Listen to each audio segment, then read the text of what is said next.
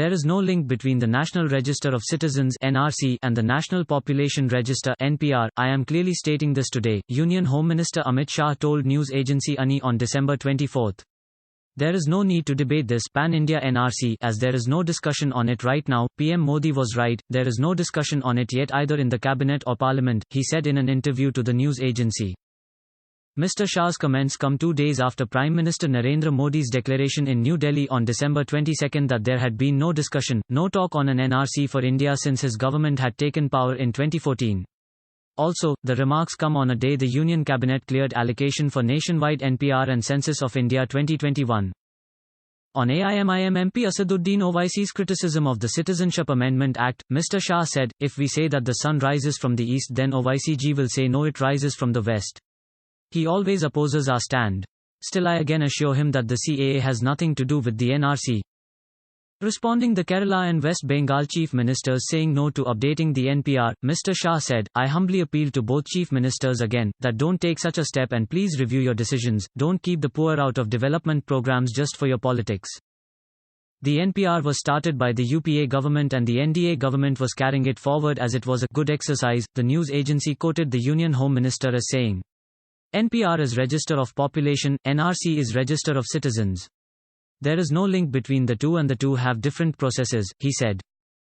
According to him, the names of people living in the country are in NPR, based on which programs are made.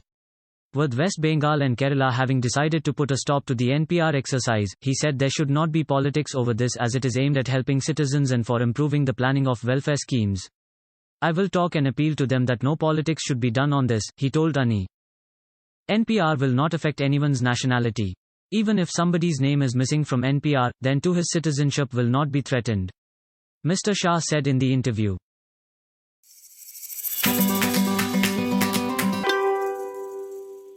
Prime Minister Narendra Modi on Wednesday launched the Atal Bhujal Scheme for better management of groundwater, stressing on the need to use technology which helps prevent wastage of water in various spheres, including agriculture. He also named Rohtang Passageway in Himachal Pradesh as Atal Tunnel to mark the 95th birth anniversary of former Prime Minister Atal Bihari Vajpayee. Urging farmers to switch over to crops that use less water, Mr. Modi exhorted people not to waste the precious natural resource in daily household needs. He urged startups to come up with technology to ensure minimal use of water for various needs. Mr. Modi said only 3 crore out of 18 crore rural households today have clean, piped water. The plan, he said, is to provide the remaining 15 crore rural households with piped water in the next 5 years.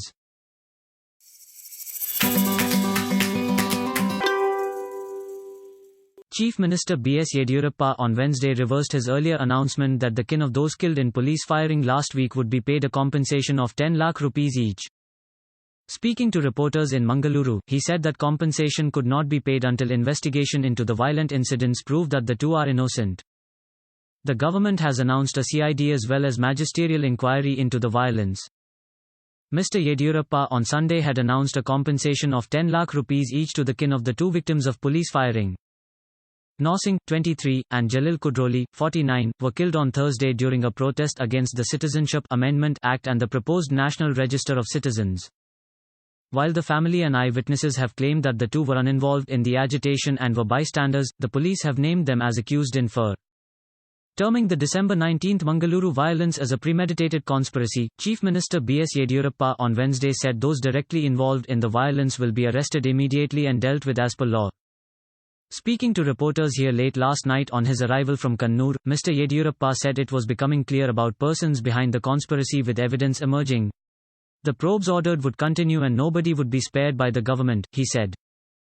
As the real facts are before us, I will direct the police to immediately arrest those directly involved in the violence, Mr. Yediyurappa said. Asked about disturbance by a few activists during his Tuesday's Kerala visit and alleged government failure to offer adequate protection, he said he would not comment on the state's government. We have not said people from a particular state were involved in the violence. Investigation and probe would reveal the involvement of the concerned, he said.